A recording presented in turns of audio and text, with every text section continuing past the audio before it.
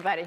Executive functions refers to a family of mental processes that you need when going on automatic or relying on intuition or instinct would not be a good idea. There are three core executive functions. I'm going to start with inhibitory control. Inhibitory control involves resisting a strong inclination to do one thing and instead do what's most appropriate or needed. So one aspect of inhibitory control is self-control, resisting temptations, not acting impulsively, thinking before you act. So if you're a little kid, it involves things like waiting your turn, raising your hand, not taking another toy from another child, not peeing in your pants, etc. For all of us, it involves things like resisting hurting somebody else just because they hurt you, resisting getting in the cycle of tit for tat, and waiting. Not blurting out the first thing that comes to mind, waiting before you press send on an angry email message, waiting before you jump to a conclusion. It also involves discipline and perseverance, resisting the many temptations to quit or not complete what you started, and instead stay on task despite being bored or frustrated or a lot more fun things to do. Evidence shows that discipline accounts for over twice as much variation in final grades as does IQ, even in college.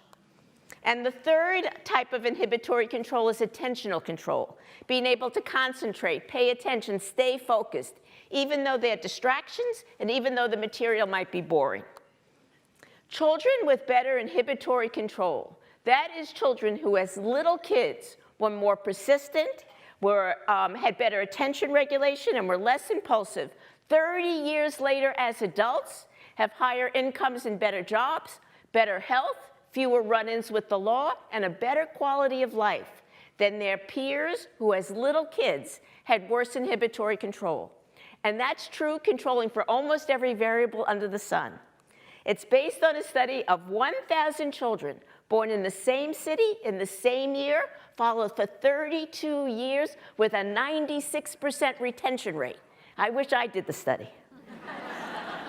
We tend to underestimate how capable young children are. So I'm going to show you a video in a second of a 3-year-old with truly outstanding perseverance and attentional control, even though there's lots of distraction in the environment. So if you could show the video, please. It doesn't have any sound.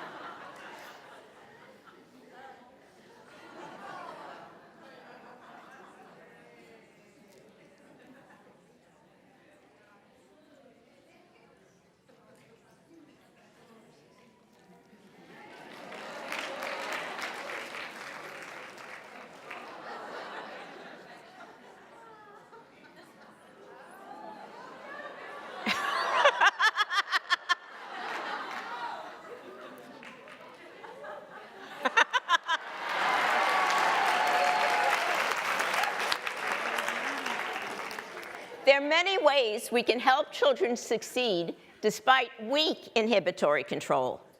Kindergarten and first grade teachers love to decorate their walls with beautiful pictures and posters. But young children have very immature attentional control. They can easily get distracted by those beautiful pictures and posters. In fact, a recent study has shown that first graders are able to pay better attention and learn more if the walls are relatively bare, even though each wall can be painted a beautiful color. The second core executive function is working memory. Working memory involves holding information in mind and working with it. Working memory is critical for reasoning because that requires holding ideas and information in mind and seeing how they relate. It's critical for the creativity to see connections between seemingly unconnected ideas or facts, and then disassembling those combinations and recombining them in new ways. It's critical for anything that unfolds over time, because that always involves holding in mind what happened earlier and relate that to what's happening now. So that's obvious for oral language, right? Because you don't hear those words anymore. You have to hold them in mind and relate them to what you're hearing now. But it's critical for all kinds of things, like understanding cause and effect. Let's say you do something and you get a reaction. If you don't remember what you did, you don't know why you're getting that reaction. Why are you acting that way? Working memory and inhibitory control each independently predict reading and math competence from the earliest years through university, sometimes better than even IQ. We need to challenge children's working memory so that it improves, for example, with storytelling. Executive functions need to be continually challenged for them to improve, not just used, but challenged. And I'm a huge fan of storytelling. Storytelling requires and invites a child's rapt attention for extended periods, focused, sustained attention, and also working memory to hold in mind all the details they've been hearing, what they know about the characters, what they know about the story, and relate that to what's happening now, all without the aid of visual aids like pictures on the page or puppets or video. So while story reading is wonderful, I predict that storytelling should improve attention and working memory more because it taxes them more. An example of how to help children with poor working memory or fragile working memory can be seen in the next slide. So these are two 4-year-olds, and everybody in the class has been told to get a picture book, get in a pair with another child, and take turns telling the story that goes with the pictures in your book. Well, everybody's all excited to tell their story, and nobody wants to be the listener.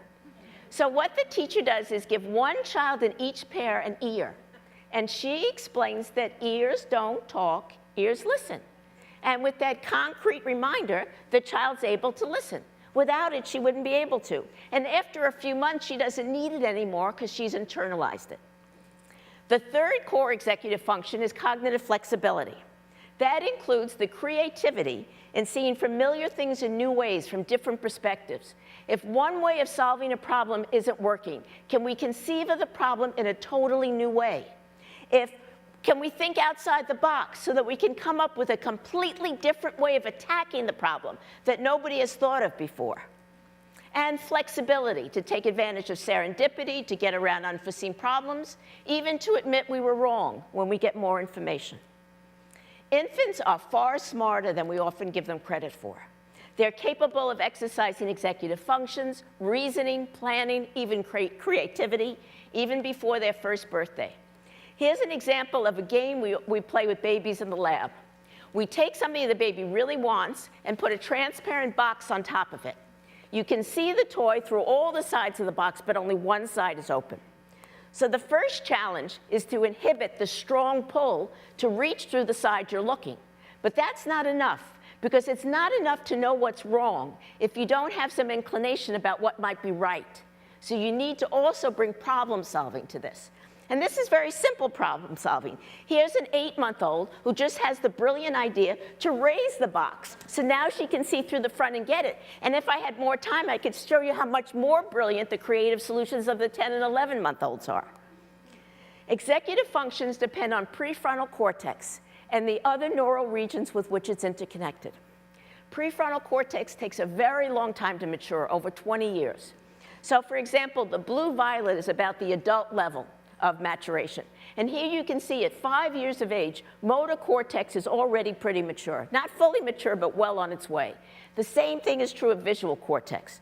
But even at 20 years of age, you can see some green here in the figure in prefrontal cortex. Even at 20 years of age, prefrontal cortex isn't fully mature. But just because prefrontal cortex isn't fully functional when you're young doesn't mean that it's not functional at all. Let me give you an analogy. A 2-year-old's legs are not at their full adult extent. They won't be at their full adult extent for another 15 years or so. But with those immature legs, a 2-year-old can walk, a 2-year-old can even run, which is to say that even though prefrontal cortex is immature early in life, it can still subserve executive functions to some extent, even in the youngest children. And not at the full adult level, but to some extent. And with exercise and practice, it can do it even better. We used to think that prefrontal cortex was silent during infancy. But we've learned that babies can problem solve and reason even before they can speak. For example, Agnes Kovacs has shown that babies who are exposed to 2 languages show better executive function at 7 months of age before they're even speaking than babies exposed to only 1 language. Remember the video of the stacking boxes? How many of us could have waited the full 3 minutes to let that child solve it on their own? We're so tempted to want to get in there and help out. But if we get in there and help out, the child doesn't have the joy and the pride of having done it himself. We need to give the little ones time to figure things out on their own. Don't rush in to help. Use your inhibitory control to wait. Trust that there's an excellent chance that the children will be able to do it on their own. If you solve the problem, you're the strong, heroic one, and the child is the weak, needy one. We need to have faith in children's abilities and intellect. Prefrontal cortex is the most vulnerable area of the brain. If you're sad or stressed, lonely, sleep-deprived, or not physically fit, prefrontal cortex and executive functions will be the first to suffer and will suffer the most. Conversely, we show better executive functions when we're happy, feel socially supported, and we're healthy and physically fit. Our brains work better when we're not in a stressed emotional state, and that's particularly true for prefrontal cortex and executive functions. Stress impairs executive functions and can cause any of us to look as if we have an impairment in executive functions, like ADHD, when that's not the case at all. You may have noticed that when you're stressed, you can't think as clearly or exercise as good self-control. When I'm stressed, I reach for the chocolate. When we're sad, we're worse at selective attention. When we're happy, we're better at selective attention. People show more creativity when they're happy. The most heavily researched predictor of creativity in social psychology is mood. And the most robust finding is that a happy mood leads to greater creativity. It's not that happier people are more creative than sadder people. It's that within the same individual, in general, usually, we tend to be more creative when we're happier than when we're more miserable. If you're stressed, you can't be the parent or teacher you want to be. If you're stressed, your children will pick up on it, it will make them stressed, and then their executive functions will suffer. And I can guarantee 100% that worrying about whether you're a good enough parent or teacher will not improve your parenting or teaching at all. It will only make it worse. So relax. It's really important.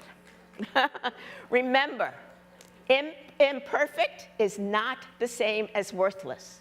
Imperfect is not the same as worthless. We need not to be so hard on ourselves when we make a mistake. Even the people you most respect have made mistakes and done things they regret. All of us make mistakes and all of us are imperfect, yet all of us are wonderful in our own way. And you can be a terrific parent even though you're not the perfect parent.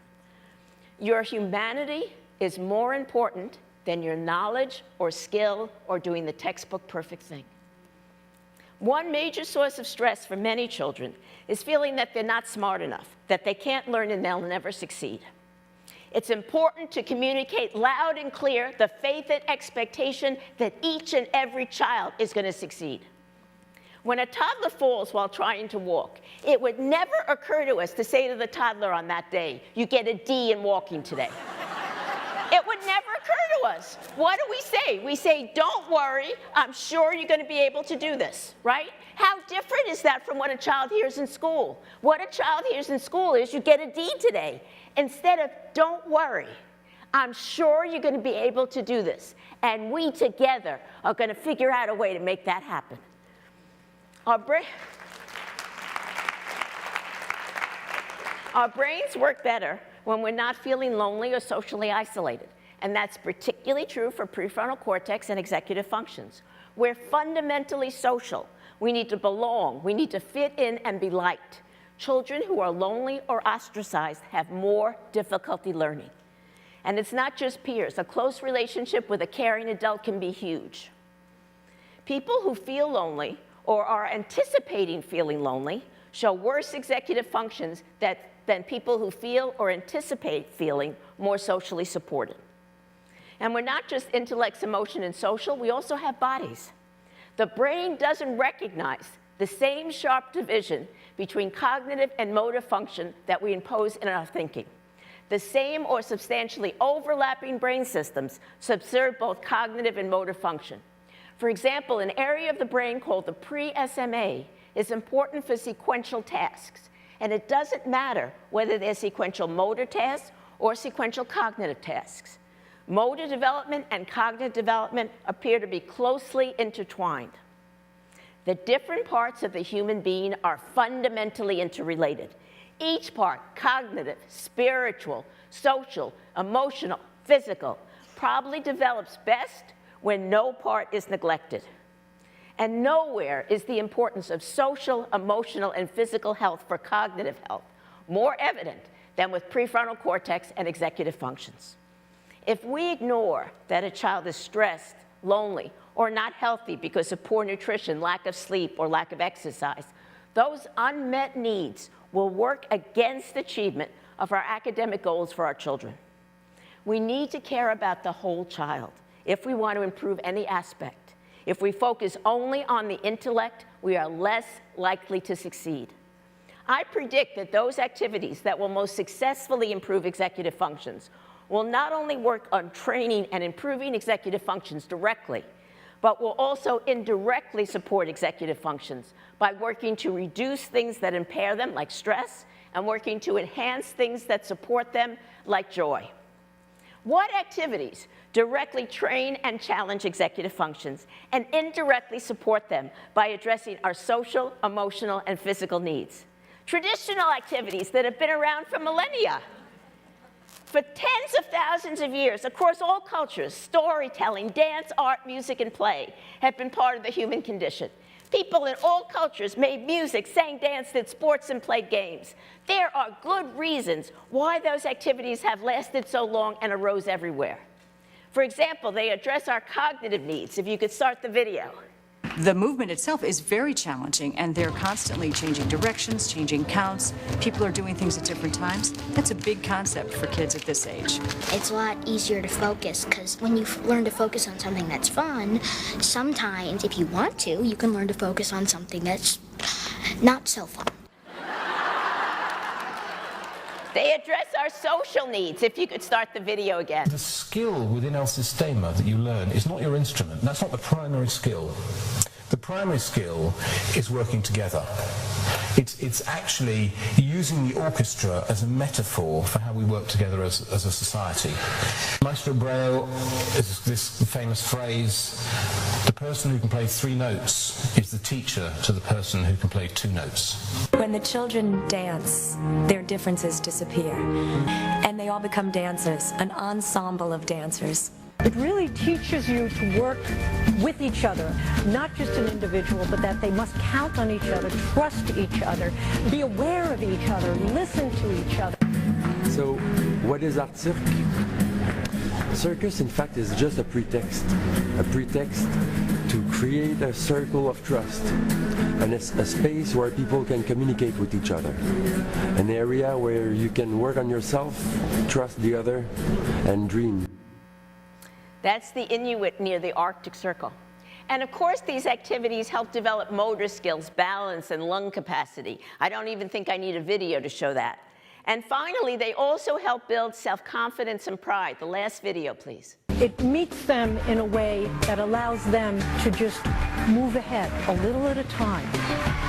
And the little at a time that they move ahead, they very slowly develop a belief in themselves. So one of the great things in Venezuela is they don't worry about going wrong.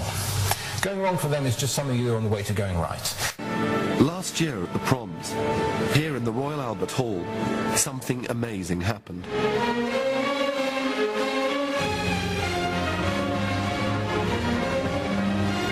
A huge orchestra of kids from the shanty towns of Venezuela came to play Shostakovich's 10th Symphony.